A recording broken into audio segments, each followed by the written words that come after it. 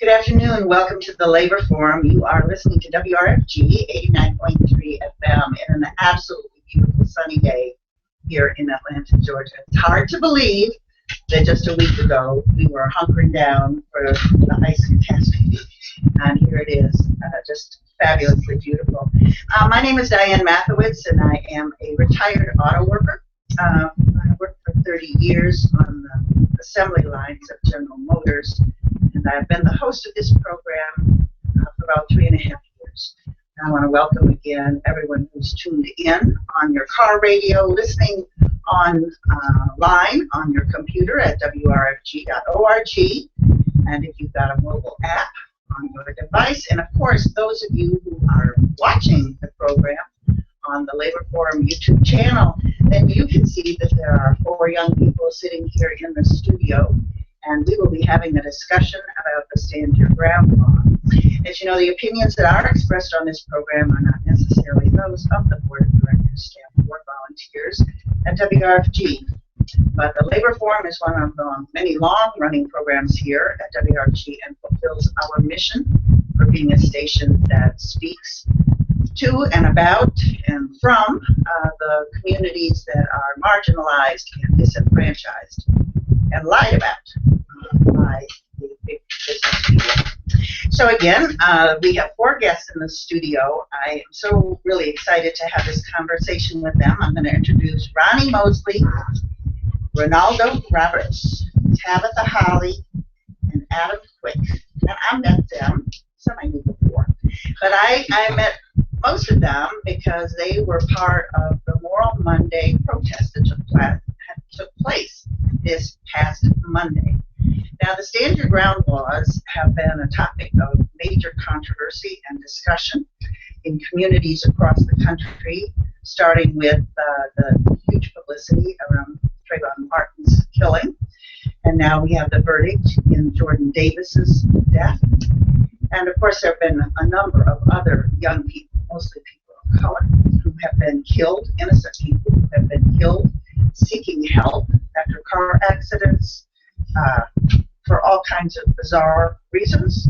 They have been seen as a threat, and they have died at the hands of people with guns. So the Moral Monday Georgia movement has taken on a campaign to both expose and educate on the issue of the Stand Your Ground law here in Georgia. And as I said, this past Monday there was an action at the office of Senator Jesse Stone. So I'm going to ask each one of you in turn to talk about what were the things that you thought of that made your decision to participate in civil disobedience. Because as I understand it, this is the first arrest, the first time each one of you has gone through this process of being handcuffed, put in paddy wagons, taken to a jail, had your picture taken, and all the rest of it, and confined, and you do face penalties for this action. So we'll start with Ronnie, and we'll go down the road here. Yeah, I mean, for me, my life has always been staying out of jail.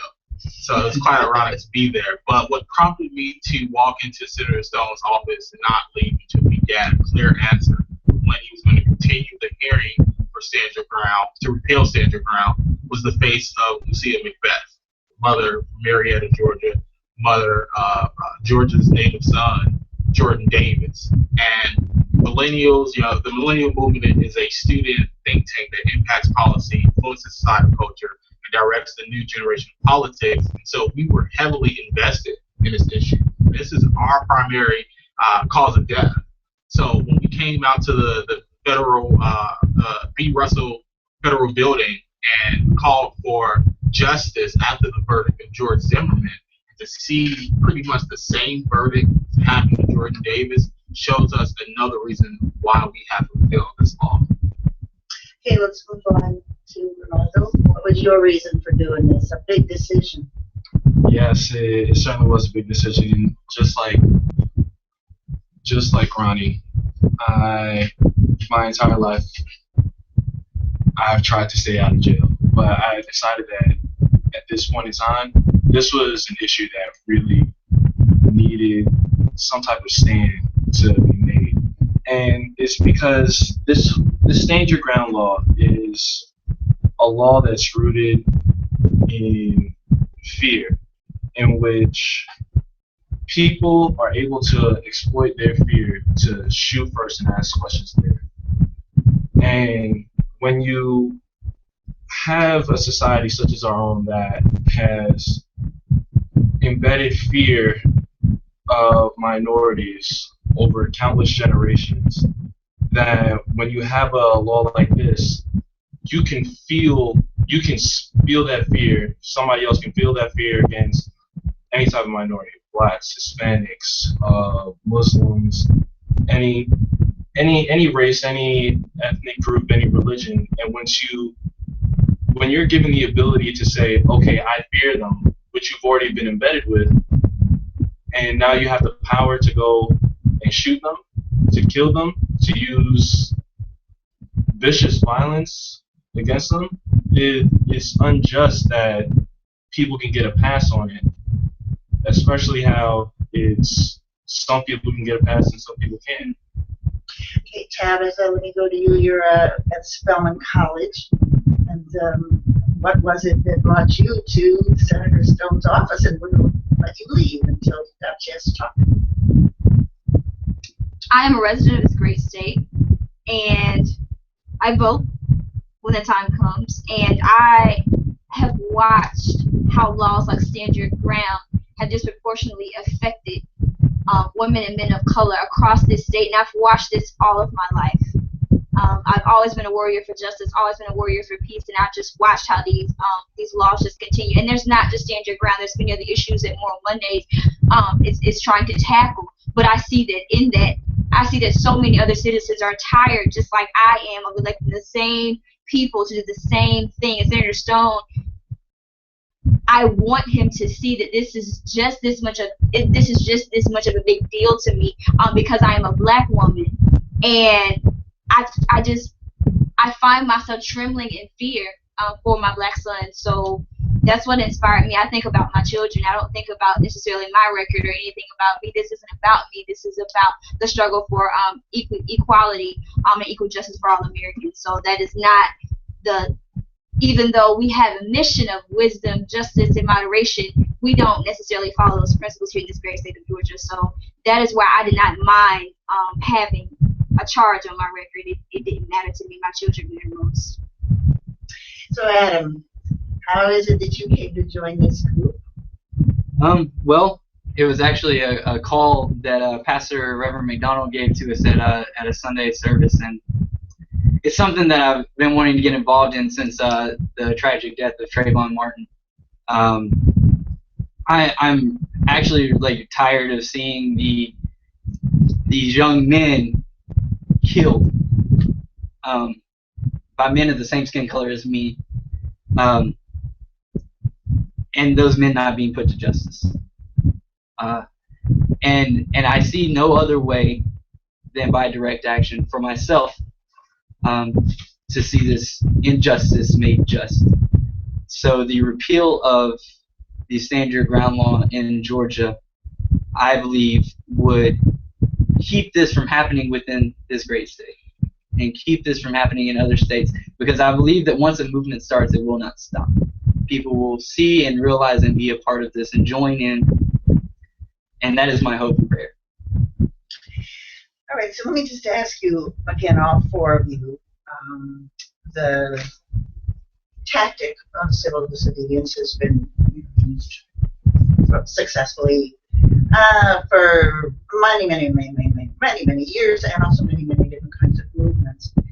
And the idea, of course, is that whatever the issue is that the people engaged in it are essentially saying that this law is so unjust, is so not right, that it makes sense to so-called break a law to expose the injustice of the other law. I wanted to ask you, all four of you, now that you've had this experience,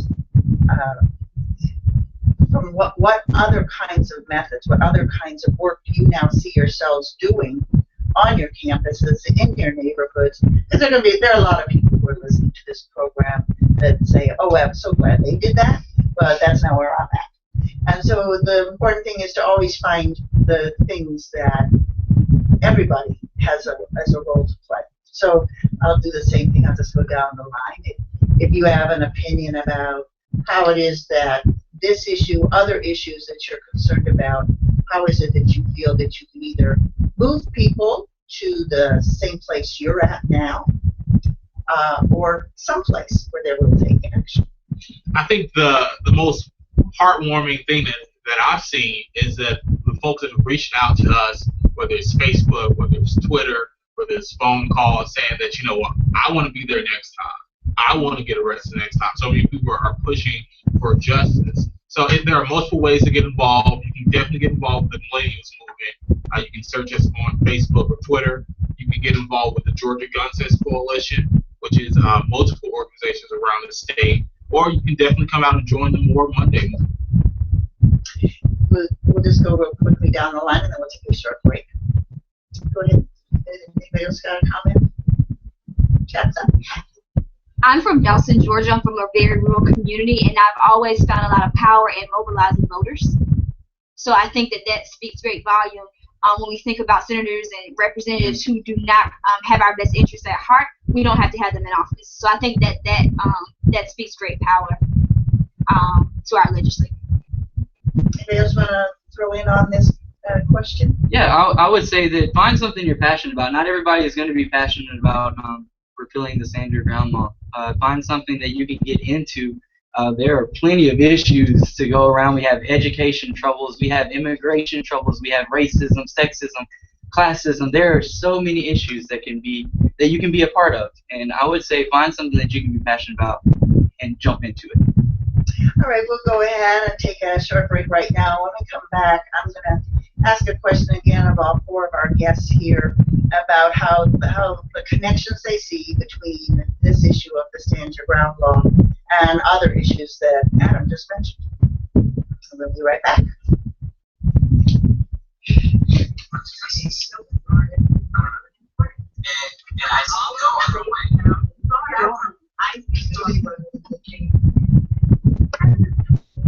You can move in a little bit when you talk. Adam? Oh, okay. Each of the three.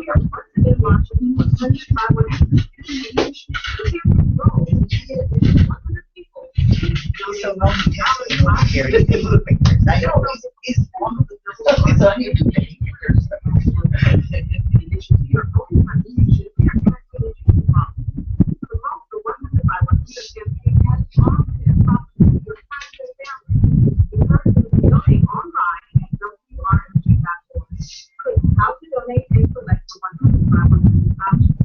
Somebody came in saying also.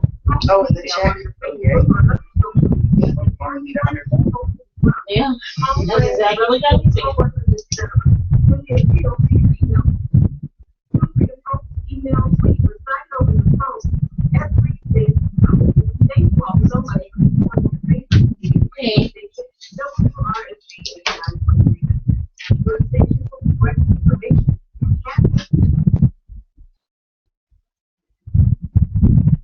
This is Diane Mathowitz again. You are listening to the Labor Forum here on WRFG 89.3 FM. This is your station for progressive information. And here on the Labor Forum, we talk about the issues that are of importance to working class communities, to people who do the work, as the song starts off with our program each time, but also to their children and to the communities they live in. And there's certainly an issue with the Stand Your Ground law, not just here in Georgia, but in several other states, and certainly in Florida, has impacted the lives of literally millions of youth, their parents, and their communities who are concerned about their safety.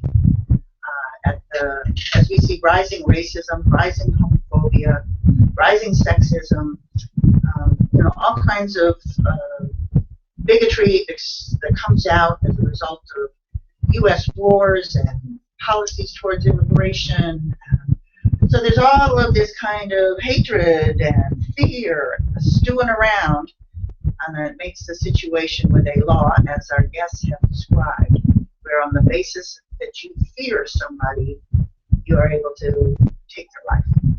So before the break, I said that I was going to ask you a question about how you see this stance you took, about how you see this particular law related to some of the other really big issues for your generation. So among them, of course, are jobs and housing, being able to afford housing, and health care. So I would like you, if you would, to sort of talk about how it is that you do see a connection between a law like Stand Your Ground and all the social service cuts and all the rest. And we'll do the same thing. We'll start with Ronnie, go down the line.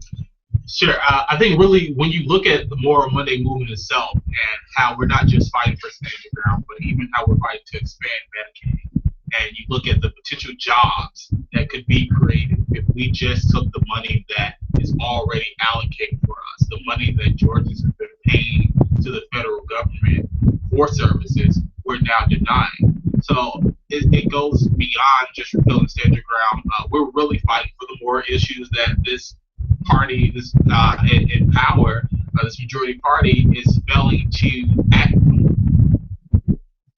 Reynaldo, you want to weigh in on this? I do have some comments, and just like my fellow Ronnie was just talking about how the Moral Monday movement is not just about Stand Your Ground, it's not just about gun violence, it's about class issues regarding poverty, regarding fair wages, regarding labor unions, regarding healthcare, regarding just everything that there has developed more problems within the society. And for example, one of the big issues that's coming up in Georgia right now in the House committees is House Bill 707, which is regarding the Affordable Health Care Act and how many people at the Capitol, many legislators, don't want to accept federal money to help expand Medicare and Medicaid. However, they're happy to take money to expand gun regulation, to continue to keep guns in churches and bars. Okay, Tabitha, did you want to talk a little bit about how you see the connectivity of all these issues and how to essentially, I guess, really talk to people about how one thing leads to another. Sure. So this extreme radical agenda that's happening in our state legislature is not favorable to people of color. It is not favorable to people who are gay. It is not favorable towards people who are poor. So there is a classist, racist, sexist agenda on the table that does not value the least and the less of our Georgia citizens. So I think all of this connects because it really does suck to be black, to be a woman, to be gay, and to be poor in this great state of Georgia. And I feel like our legislators do not care about that. So let it be what it may. That's what's happening in this great state, that we are not favorable towards all of Georgia citizens. Adam? As Tabitha just said, I'm actually none of those things. But it is my belief that it's up to me as a white male to be able to stand up, to be able to have a voice in these issues. So it is something that I want to try to be anti-racist, to be for LGBTQ communities, to be fighting for those that are impoverished and those that are having struggles. So I want to use these as platforms, to use this privilege that is kind of innately given to me as a white male, to speak up and to be a part of something bigger than myself. I asked you a question that I didn't let you know I was going to ask. This program is called the Labor Forum, and so I'm just kind of curious about your family, what the jobs your parents have, and I'm curious about how they have responded to you becoming active. Were they, and is that why you are, or were they not, and that's why you are? I sort of feel as though sometimes on this program people think that the folks that I have on are and you are extraordinary and you are special. But the concept that there's only a few who can be special, and in my position, of course, is that every person can be special and that every worker is a valued person.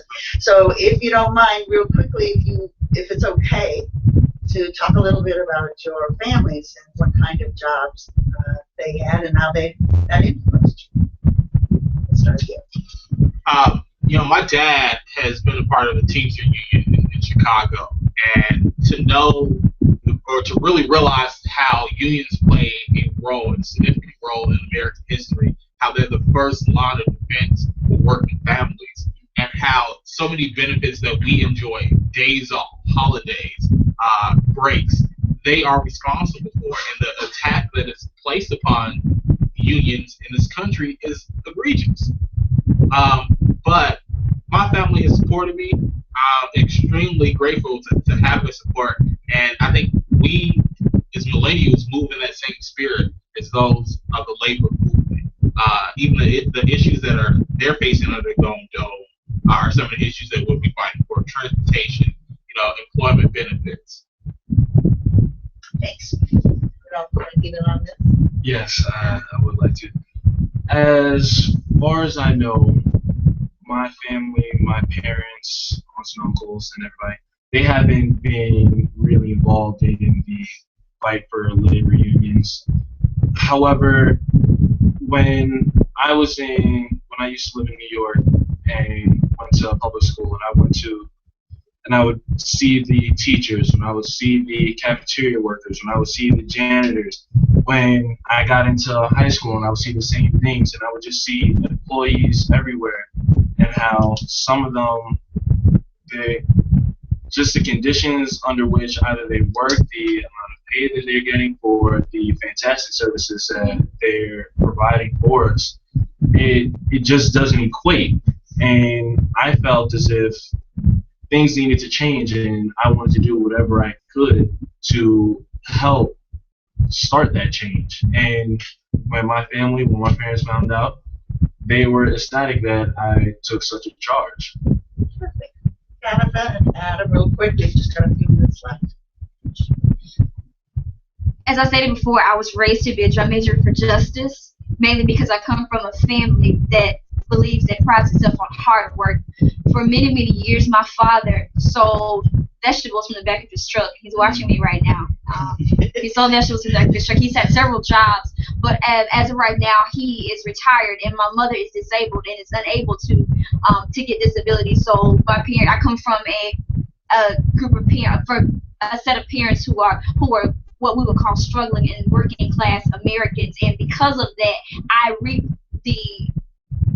I do not reap the benefits of the Affordable Care Act because I live in the great state of Georgia, because I do not qualify for Medicaid, because many people in my family do not qualify for Medicaid. So we can talk all day about labor and who works hard, but I can truly say that I come from a breed of hard workers, and all of our work, it doesn't always, sometimes it is in vain, because the state of Georgia says you don't deserve this, or you're not deserving because you don't work hard, when I know that I come from a group of hardworking family members. So that's what my parents have done, and I just see how this entire system is anti-poor people. Adam, you have about 1 minute, if that's okay. That's fine. My father is actually in the military. He serves with the National Guard, Army National Guard. And has been doing that since he was 18 years old. So I acquired a great deal of work ethic from my dad, and my mom. She works for a publishing company that publishes magazines and helps deliver those out. So I have seen what it is to work hard, and I have seen what it is to be kicked down as well. I would say my family's probably middle class, straight middle class. And they weren't really into activism, but it's because of their situations and what have seen them go through and what I've seen them rise from that I want to be a part of something that is doing what we are doing here.